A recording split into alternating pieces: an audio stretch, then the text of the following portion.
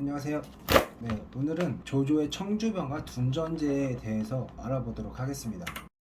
조금 더 나눠서 설명을 해보자면 1900년에서 200년까지 10년간 유일한 영웅이라고 이중택 교수가 주장을 했습니다. 그래서 그 주장에 따라 유일한 영웅이었던 조조에 대해서 살펴보고, 청주병의 탄생과 둔전제에 대해서, 그리고 조조가 그 당시에 남들과는 달랐던 것에 대해서 살펴보도록 하겠습니다.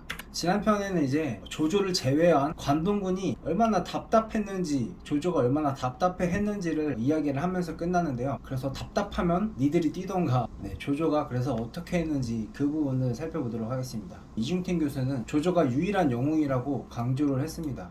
왜냐면은 국가와 민족이 위기에 몰릴 때 자신의 한 몸으로 천하의 흥망을 짊어질 결심을 했기 때문이다 라고 설명을 했습니다. 그러니까 이 난세라는 아주 힘든 시대적 상황에서 자신이 무언가를 바꾸려고 자신의 삶을 내던졌다는 것 같아요. 근데 손견에 대한 얘기도 잠깐 나옵니다. 손견도 이렇게 했지만 손견에게는 지략이 없었기 때문에 조조가 한 수 위였다라고 설명을 하고 있습니다. 그러니까 손견도 마찬가지로 싸움을 통해서 무언가를 바꿔보려고 했지만, 조조는 전투, 그러니까 장군의 시각으로서 뿐만이 아니라 한 집단의 지도자로서 비전을 가지고 바꿔보자고 한 그런 부분까지 염두에 두고 한 말인 것 같아요. 정치적인 부분 혹은 행정적인 부분까지 감안해서 조조가 한 수 위였다, 이렇게 평가를 한 것 같습니다. 지난 편에 살펴봤듯이 관동군은 움직이지도 않고 그냥 답답하게 있었잖아요. 조조는 뭐가 달랐는지 보자면은 판권적인 반란을 일으켜가지고 연주 지방으로 공격을 오게 됩니다. 근데 이때 포신이 미리 조언을 해줬다고요. 대비를 하라고 유대한테. 근데 유대는 포신의 말을 듣지 않았다고 합니다. 그래서 결국은 판권적의 100만이 공격을 해서 유대가 날아가게 됩니다. 그래서 연주 지역이 비어있잖아요. 이 자리를 이제 진궁이 조조에게 건의를 합니다. 지금 연주는 주인이었고 조정에서도 임명할 방법이 없으니까 태수께서 미리 가서 임시로 대행함으로써 거기를 미천 삼아서 천하를 거둔 다음 패왕의 업을 이루는 것입니다. 조조에게 설득을 하는 거죠. 그러면서 동시에 연주에 있는 그 관리들에게도 조조를 리더로 받아들이면은 백성들이 편안해질 것이다 라고 설득을 합니다. 이렇게 양쪽으로 이렇게 설득을 해서 결국은 조조가 이쪽으로 들어와서 연주목의 대리가 돼서 중요한 근거지를 획득하게 됩니다. 성장의 큰 발판이 되는 거죠. 근데 판권적은 남았잖아요. 그 당시에 이제 대치를 했다고 합니다. 판권적은 총 그냥 다 합쳐서 100만이었다고 해요. 물론 중국식 숫자이기 때문에 굉장히 뻥튀기가 돼 있을 수도 있지만 어쨌든 그 중에 전사만 30만이었다고 합니다. 이에 비해서 조조는 굉장히 열악했다고 해요. 수천 명밖에 없었고, 그 중에서도 전투 경험이 큰 병사들보다는 전투를 해본 적이 없는 신병의 비중이 굉장히 컸다고 해요. 그래서 조조는 아군과 적군에게 다양한 방법을 시도를 합니다. 일단 아군에게는 직접 갑옷을 입고 이렇게 뛰어들면서 사기를 진작시키는 거죠. 잘하면은 이렇게 되고 못하면은 이렇게 될 것이다, 이런 식으로 사기를 진작시킴과 동시에 판권적에게도 또 살기를 제시를 합니다. 니네 하고 싶어서 한 거 아니잖아, 그지? 투항을 하면은 먹고 살 방법을 내가 제시를 해줄게, 이런 식으로 설득을 함과 동시에 기습을 해버립니다. 이게 말로는 되게 쉬운데 이게 먹혀들었나봐요. 그래서 결국은 판권적은 조조에게 투항을 했다고 합니다. 여기까지는 뭐 그런저런 누구나 다 할 수 있는 것 같은 일인데, 지금부터 이제 조조의 능력의 진가가 보이기 시작합니다. 판권적이라는 집단은 되게 독특한 집단이었다고 해요. 물론 싸우는 사람도 있고 농민들도 있었는데, 불만이 가득한 농민들도 많다 보니까 소도 많이 있었고 농기구도 많이 얻었다고 합니다. 판권적의 문제를 해결하니까 조조가 얻게 된 게 이렇게 되는 거죠. 군사와 농민, 농기구, 그 중에 이제 전사들 중에 전투력을 있는 자들 따로 뽑아가지고 청주병이라고 부르게 됩니다. 이 조조가 이제 고민이 깊어졌어요. 근거지는 이제 연주로 자리 잡게 됐고, 전투 부대 그럭저럭 어쨌든 전투 부대라고 할 만한 부대가 생겼죠. 청주병이라고. 근데 수많은 사람들을 먹여 살릴 식량, 이 난세 속에서 먹는 문제 굉장히 중요하잖아요. 이 많은 사람을 어떻게 먹여 살릴까, 이 고민이 굉장히 깊었다고 합니다. 그런 고민 끝에 이제 모사들의 건의를 받아들여서 둔전제라는 걸 시행하게 됩니다. 196년에.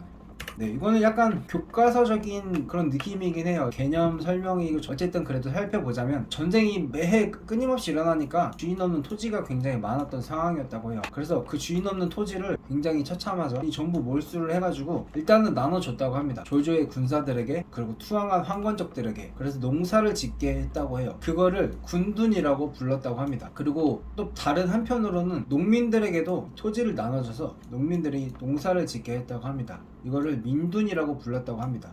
그리고 이런 군사 황건적과 농민들에게 그 황건적 때 수확한 소와 농기구들을 제공을 했다고 해요. 농사를 짓게 하고 동시에 세금을 거두게 되는데 5할에서 6할의 세금을 거뒀다고 합니다. 어떻게 보면 이거는 미친 거 같죠. 어쨌든 이런 제도를 둔전제라고 교과서에도 나오죠. 둔전제라고 합니다. 거주 방식의 전시 편제화와 경작 방식의 집단화 이렇게 불렀다고 하는데, 이 아이디어가 진짜 좋았던 이유가 몇 가지가 있습니다. 일단은 둔전제는 수집하는 장사, 인풋은 들어가는 건 없는데 아웃풋은 굉장히 컸던 그런 비즈니스 모델인 거예요. 토지? 말씀드렸다시피 주인 없는 토지가 아주 많았잖아요. 토지를 얻는데 들이는 노력도 없었고, 농기구도 마찬가지로 황건적이 갖고 있던 거를 얻었기 때문에 돈 한 푼 안 들이고 이익을 창출한 셈이죠. 그리고 세금을 5할에서 6할을 띄웠다고 합니다. 이게 한나라 초기에는 15분의 1밖에 안 됐다고 해요. 그러면은 미친 거 아니냐? 미친 거는 맞다고 볼 수도 있죠. 근데 전시 상황이었기 때문에 먹고 살기가 굉장히 힘든 시대였다. 그래서 이 정도만 돼도 바라는 사람이 굉장히 많았다. 당시 상황이 이랬다고 합니다. 그리고 군 경작과 전투를 일체시켜서 평시에는 일하다가 급할 때는 바로 전쟁에 투입할 수 있는 유연한 체제를 만들었다고 해요.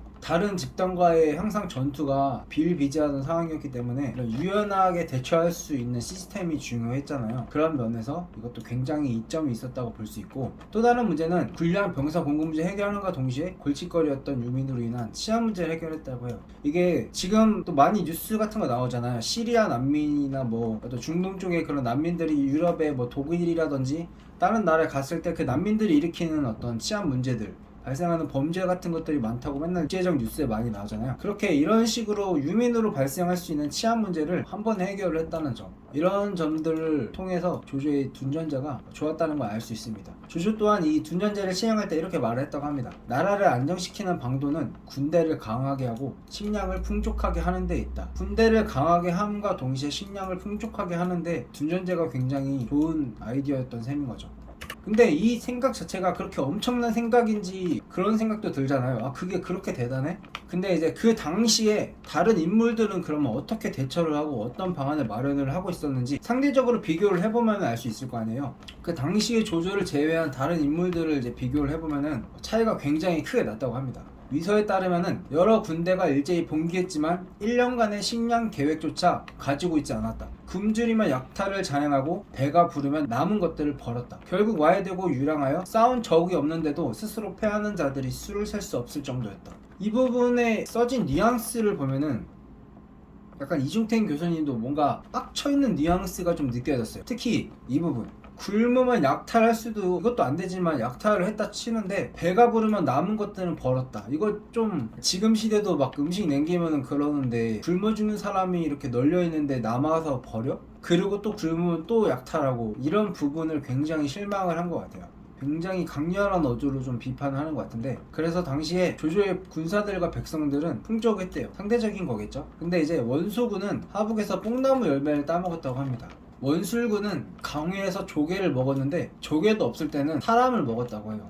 그러니까 다들 아무 계획 없이 일단은 튀어나오고 보는데, 조조는 철저하게 계획을 세워가지고 하나씩 실천을 하면서 챙길 걸 챙기면서 커온 거죠. 그런 면에서 이게 넘사의 벽이 있었다고 평가를 하고 있는 겁니다.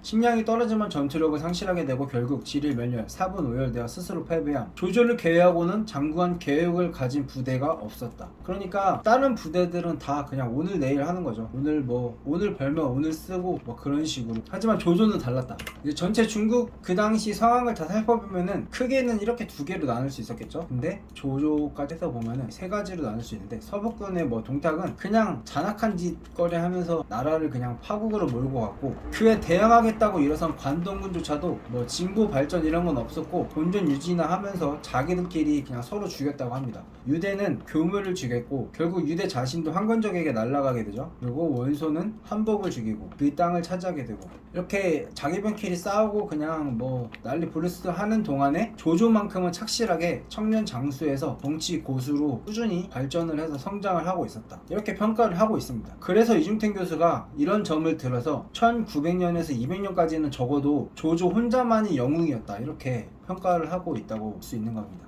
오늘 컨텐츠는 여기까지고요. 다음 컨텐츠는 이제 동탁과 원소와 원술이 실수를 하게 되는데 그게 어떤 실수였는지를 살펴보도록 하겠습니다. 안녕.